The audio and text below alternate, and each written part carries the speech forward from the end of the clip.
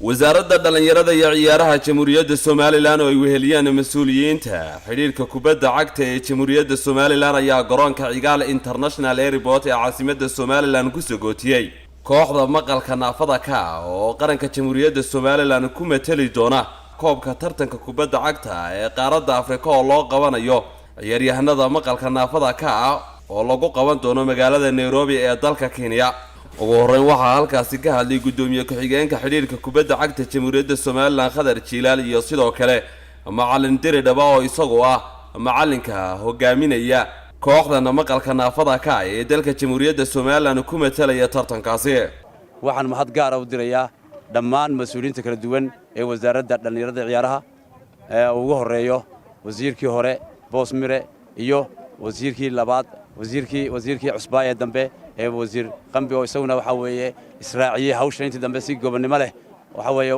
u dhameystiray hawsha waxa weeye u taalay isla markaana maanta waxa weeye qaatay waxa weeye bilad sharaftii waxa weeye kooxdaasi ay waxa weeye mutaysan lahayd garoonka weyn Cigaal International oo ugu ambabaxayno anagoo u ambabaxayna ciyaar kubadda cagta oo aan la soo ciyaari doono 19 dal oo ka tirsan Afrika waa sharaf waa markii koowaad ee Soomaaliland guushaas u timaado qurux bay noo tahay anagu ku 20 maanahay insha Allah muddadaan joogno insha Allah waxaan soo hindeynaa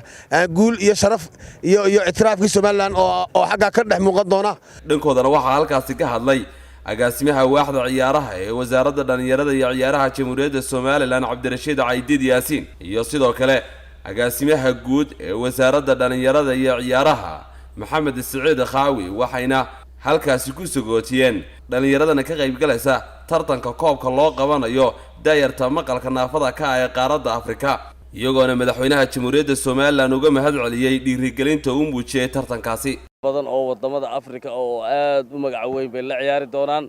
waxa kamid ah danka xusub Masar ba kamid ah Ghana kamid ah Nigeria kamid ah Cameroon ba kamid ah dalalkii ciyaaraha aadka ugu caanka ahaa ba kamid ah waxaan rajaynaynaa guul tiimkani waa tiimkii 2020 guusha ka soo hooyay ee la soo ciyaaray dalka Djibouti dhigooda ee kaga badiyay 7-eber khayr baan u rajaynaynaa waa qaar la soo xulay